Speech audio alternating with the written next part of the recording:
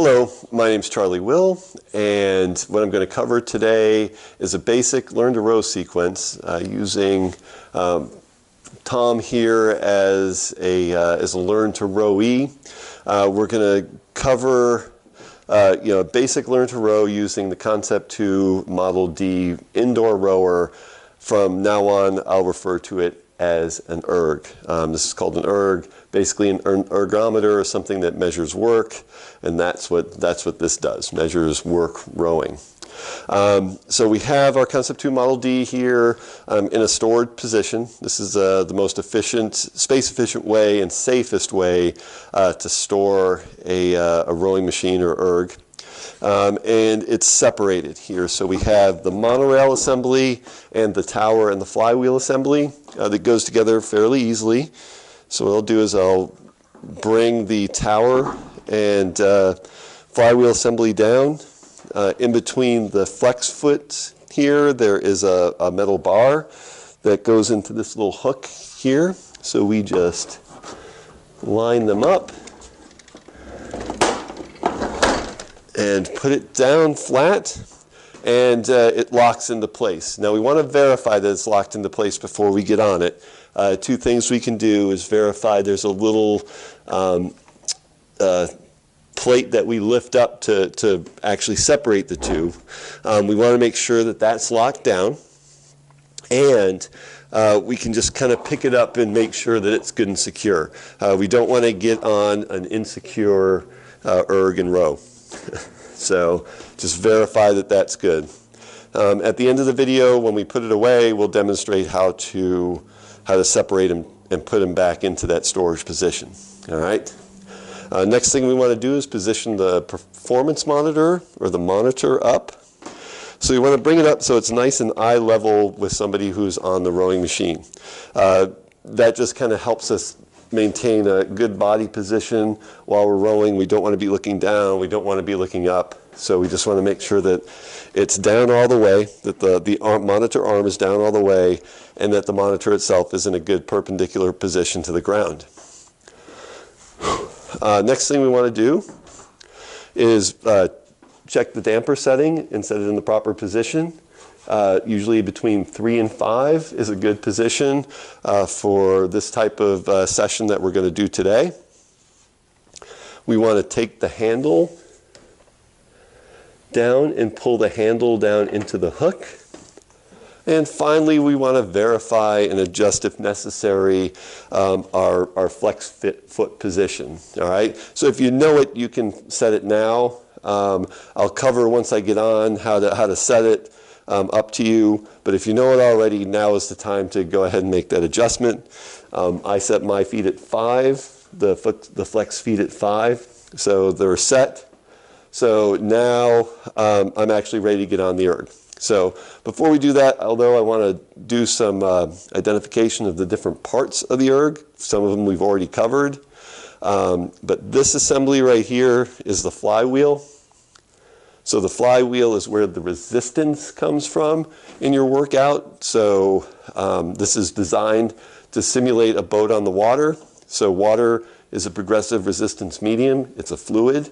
So basically, the harder that you push against your oars, the more resistance back the water is going to give you. So the flywheel does that very well with air. All right. So resistance comes from how hard you push or pull, however your perspective is, to get this flywheel to accelerate faster. All right. The damper, we already set the damper, but what this does is adjust the load of the workout. So it's related indirectly to resistance, but it's not a resistance setting. So the higher we set this, it's like the heavier boat that we're going to row. So we want it in that sleek rowing shell position that, to simulate best on the water. Also, too, because this is a machine that's designed to emulate a rowing shell on the water, we get our most efficient strokes around that 3 to 5 setting on the damper. All right, so flywheel damper performance monitor. This portion right here is known as the monorail, and the monorail contains the sliding seat. The seat slides back and forth. So this is, where we sit down, obviously, and this right here is known as the flex foot. So this is where we actually attach our feet to, and it's called the flex foot because the heel end of it comes up and there's a little bit of flexibility there. So they're called the flex feet. All right. So those are the parts of the erg, a little bit of its functionality. Now let's get on and do a demonstration of how to actually use this amazing machine.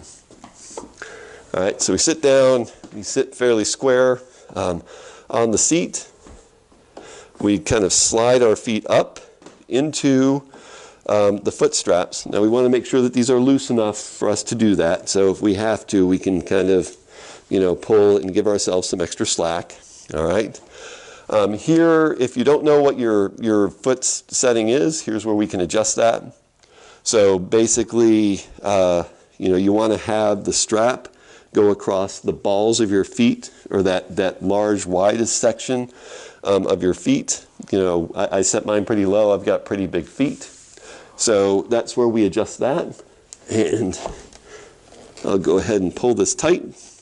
We don't want to get them too tight, just kind of enough to keep our feet secure. And now we're actually ready to row. All right, now let's go ahead and do a demonstration of some rowing strokes using what's called the pick drill. So let's go ahead and turn on the performance monitor here. And with the pick drill, what we can do is we can get an idea of the different portions of the stroke. It's a good slow motion exercise to illustrate what happens. So what we do is we start and do just arms only, so we get an idea of what the body position is of just where we're using our arms. Then we go move arms and bodies. We do an arms bodies quarter stroke, arms body half stroke, arms body 3/4 stroke, and then a full stroke.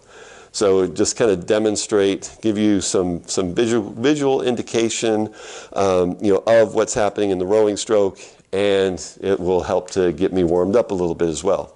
When I go out on the water every day with my college crews, this is the exercise that we use to warm up in the boat. All right. So we'll cover these different pieces after we actually we observe the pick drill. But what we're going to do is we're going to begin at the finish portion of the stroke. All right. So our bodies are back, our legs are straight, our arms have the handle drawn into what's called the xiphoid process, or the little thing in the bottom of your sternum. If you're a lady, it's the bottom of the sports bra line. So this is the finish. Note about posture in the boat. So posture comes from your lower back. So it's a nice, S curve in the lower back, with a nice Greek god or Greek goddess type posture, not, stiff Marine Corps posture. So nice relaxed posture. And then we do some arms only strokes. So the arms come out and back in.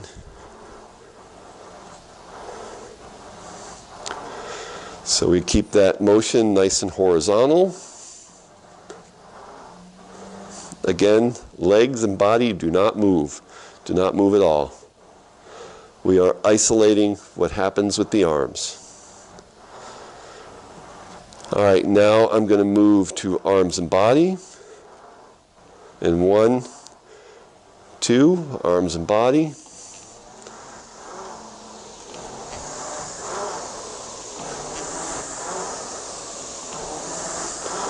Notice our legs aren't moving.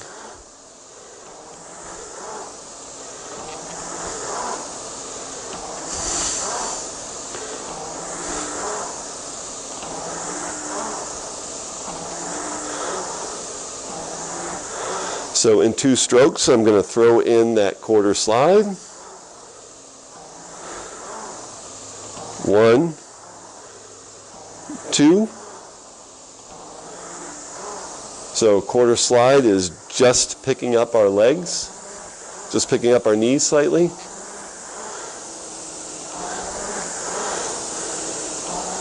Really, really helps with the connection.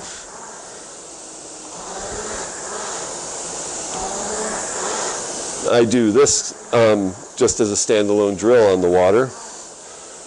It's called the top quarter drill.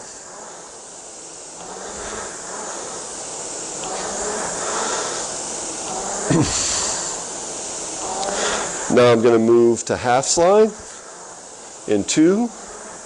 That's 1 and 2. So half slide. So half slide is just where your elbows meet your knees.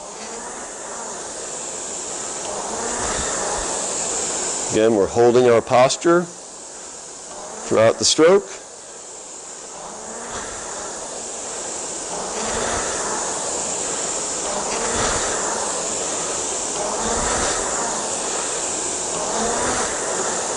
And then in 2, I'm going to move to 3/4 slide.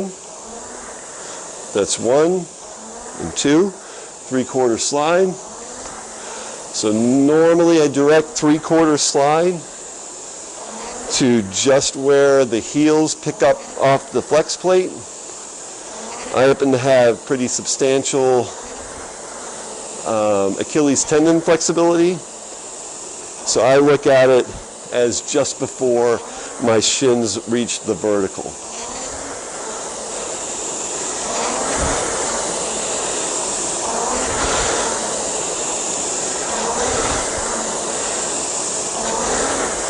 Now I'm going to move to full slide.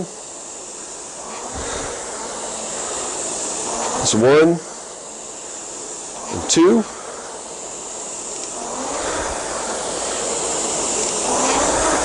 So coming up, getting full compression.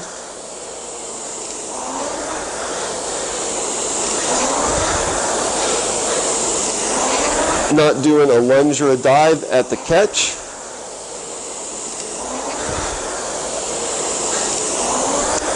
And in 2, I'm going to weigh enough. So that means stop. That's 1 and 2. All right, so that was a demonstration of the pick drill, kind of a nice slow means to see how the stroke works in various portions.